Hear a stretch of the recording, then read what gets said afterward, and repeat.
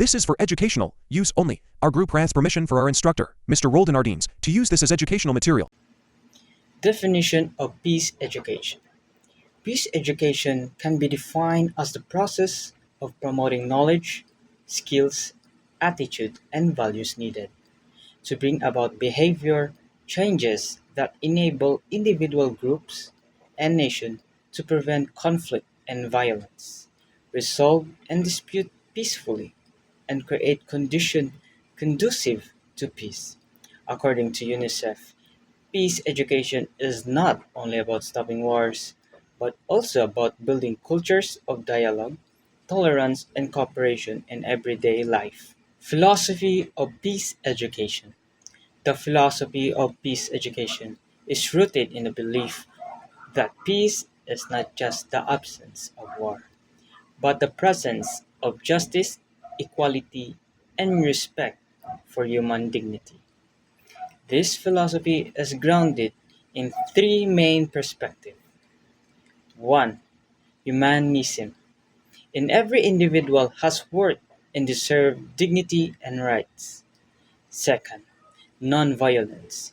Inspired by leaders like Gandhi and Martin Luther King Jr., peace education promotes nonviolent action as a means to resolve conflict. Third, global citizenship. Recognized in the globalized world, peace must extend beyond borders, encouraging solidarity and responsibility towards others and the environment. Hi everyone, my name is Decadet Humawan, and I'm going to talk about the effectiveness of peace education and the rest of certain key attributes. Firstly is the holistic. It addresses all spheres of life: personal, social, political, and environmental peace. Then participatory. Learners are actively involved through dialogue, role-playing, and problem-solving activities. Then there's the third one is transformative. It changes attributes and behaviors, fostering empathy, tolerance, and cooperation. Then values-based. It emphasizes universal values such as justice, equality, respect, and compassion. Then there's sustainability. It connects peace with sustainable development, linking education with long-term social change. These attributes ensure that peace education is not just theoretical but live-on practice. Peace education equips individuals with the skills and resolve conflicts peacefully, recognize diversity as a strength, and build inclusive communities where cooperation replaces competition.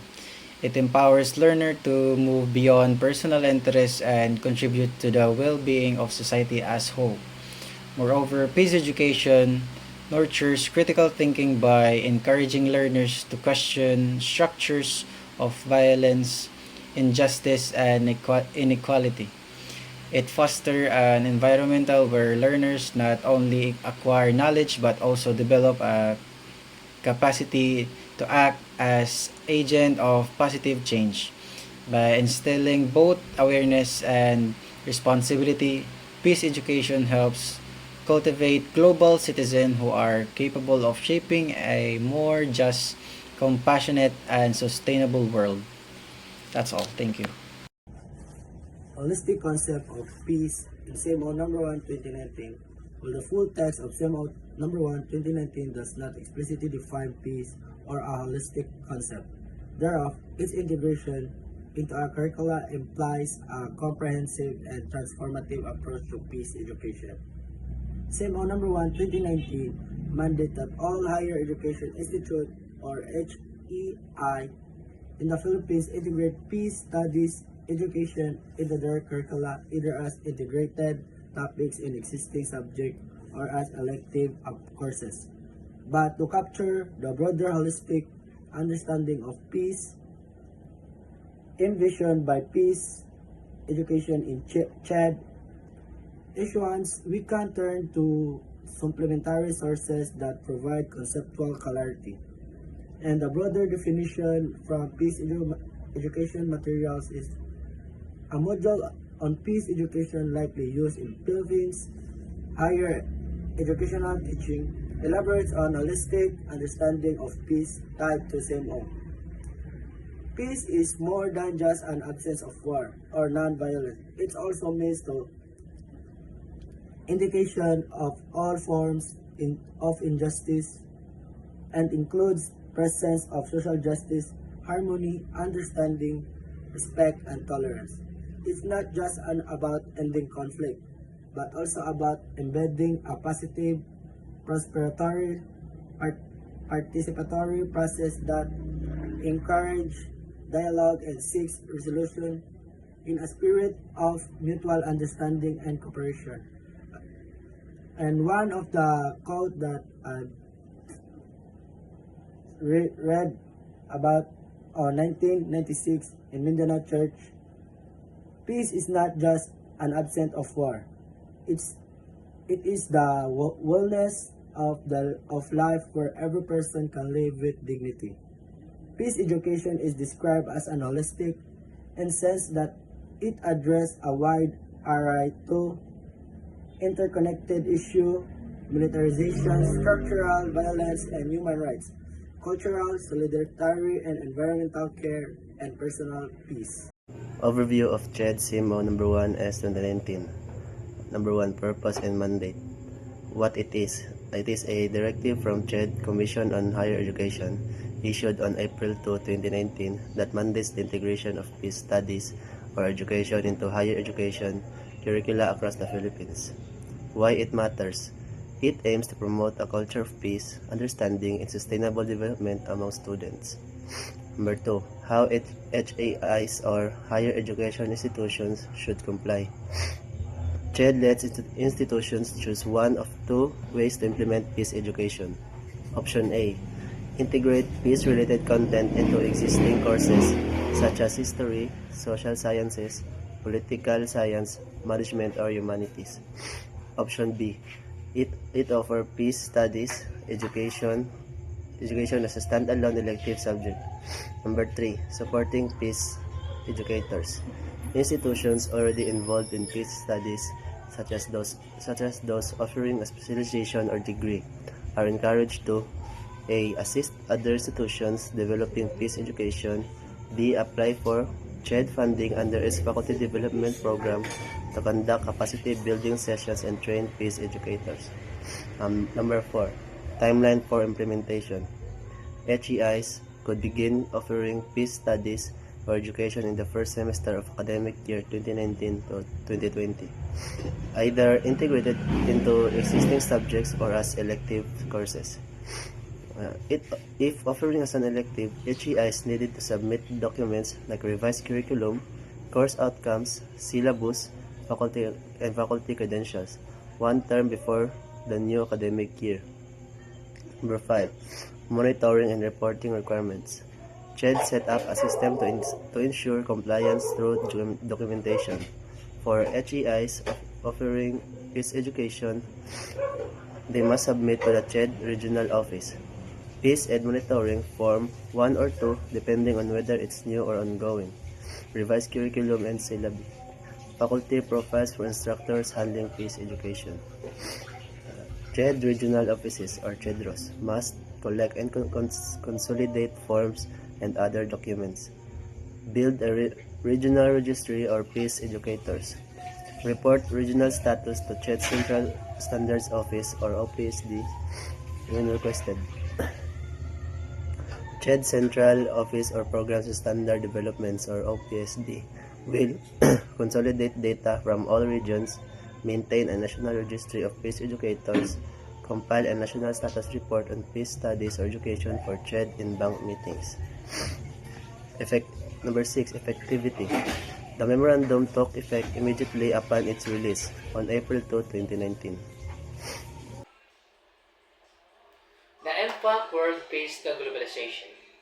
World peace is not merely the absence of conflict but a crucial catalyst for globalization, serving as a prerequisite for the economic, political, and cultural integrations that defines the globalized world.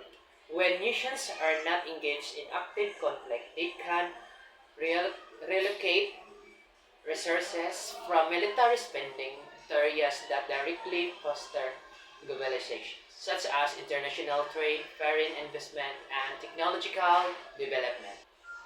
Impacts of peace on globalization. First, economic integration. The state of peace is fundamental for economic globalization to flourish. It allows for the free flow of goods, capital, and people across borders.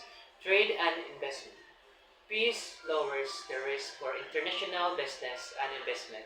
When political and military tensions are low, countries are more willing to enter into trade agreements, and multinational corporations are more confident in making long-term investments abroad. This is because the risk of assets being destroyed, supply chain being disrupted, or markets being closed off is significantly reduced. Infrastructure and technology. Peace enables the development of global infrastructure such as shipping lane, communication cables, and transportation networks without the threat of sabotage or destruction. Resources that would otherwise be used for military defense can be directed toward building and maintaining this infrastructure, which is essential for a connected global economy. Second, political and institutional cooperation. Periods of peace encourage the formations of international institutions and norms that regulate and manage globalization. International organizations, the period of relative peace following World War II, lead to the creations of key global institutions like the United Nations or UN, the World Bank, and the International Monetary Fund or IMF. These organizations establish the rules and frameworks for international cooperation, economic development, and conflict resolution, which were instrumental in the post-war globalization boom. Diplomacy and law. A peaceful environment allows for the rise of diplomacy and international law as primary means of resolving disputes. This provides a stable and predictable system for international relations, which is a necessary condition for globalization to advance. The formations of the European Union or EU, for example, was a direct result of a desire to prevent future conflicts in Europe by integrating the economies of former rivals like France and Germany. Cultural exchange and social integration. Peace promotes cultural globalization by fostering open communication and travel. Tourism and travel. When countries are at peace, tourism flourishes, leading to greater cross-cultural understanding and exchange. People are more willing to travel and experience different culture when they feel safe. Flow of information and ideas. Peace allows for the free movement of students, academics, and artists, facilitating the spread of ideas and cultural norms. The global adoption of languages, music, and media is often a direct result of a stable world where cultural products can be freely shared without censorship or restriction. Historical example: the post-World War II era. The mid-20th century provides a clear example of the link between peace and globalization. The devastation of two world wars effectively halted the first wave of globalization that occurred in the 19th and early 20th century. The post-1945 period marked by absence of global-scale military conflict, saw a resurgence of globalization. Germany and Japan. Following their defeat, this nation adopted policies of peace and economic reconstruction. Their commitment to diplomacy and trade, supported by international initiatives like the Marshall Plan, allowed them to become major economic powers and integral parts of the global economy. This economic renaissance is the testament to how peace can prepare a nation from ruin to eminence. Good day everyone, I am Decadet Rivera and today we are going to tackle about world peace and society's issues and controversies. Global issues. As the world's only truly universal organization, the United Nations has become the foremost forum to address issues that transcend national boundaries and cannot be resolved by any one country acting alone. To its initial goals of safeguarding peace, protecting human rights, establishing the framework for international justice, and promoting economic and social progress, in the 7 decades since its creation, the United Nations has added on new challenges such as AIDS, big data, and climate change.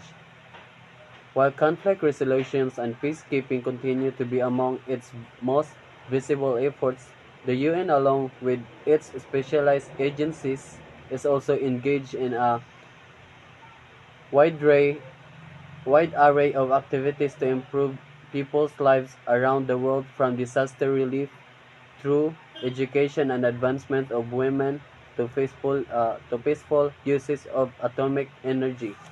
For example, if it is Africa, aging, AIDS, artificial intelligence or AI, atomic energy, big data for sustainable development, child and youth safety online, then children, climate change, countering terrorism, crisis and emergency response, decolonization, uh, democracy, disarmament, drugs, ending poverty, food, gender equality, health, human rights, human settlements, international law of justice, international migration, mental health and well-being, multilateral system, oceans and law of the sea, outer space, peace and security, population, refugees, water and youth. World peace faces challenges like war, violence, and inequality, which stem from issues such as poverty, lack of access to education, discrimination, corruption, and the effects of climate change and resources scarcity. Controversies arise from differing definitions of peace, especially the distinction between negative peace and positive peace. The tension between academic theories and practical realities, and the ethical dilemmas in addressing new threats like cyber warfare and autonomous weapons are key challenges for societies striving for peace. World peace and the society issue and controversy. So, world peace is challenged by interconnected issues like poverty, climate change, human rights violation, and conflict, which undermine societal stability and require broad global solution. While conventional approach focus on entire state conflict, emerging threats from public health, environmental crisis, and massive human rights abuse demand a broader understanding of security. Controversies arise over the effectiveness of extinguishing international bodies, the feasibility of achieving an universal global ethic, and the balance between national sovereignty and global cooperation in addressing this multifaceted problem. While conflict resolution and peacekeeping continue to be among its most visible efforts, the UN, along with the specialized agency, is also engaged in a wide array of activities to improve people's lives around the world, from disaster relief through education and achievement of women peaceful use of atomic energy.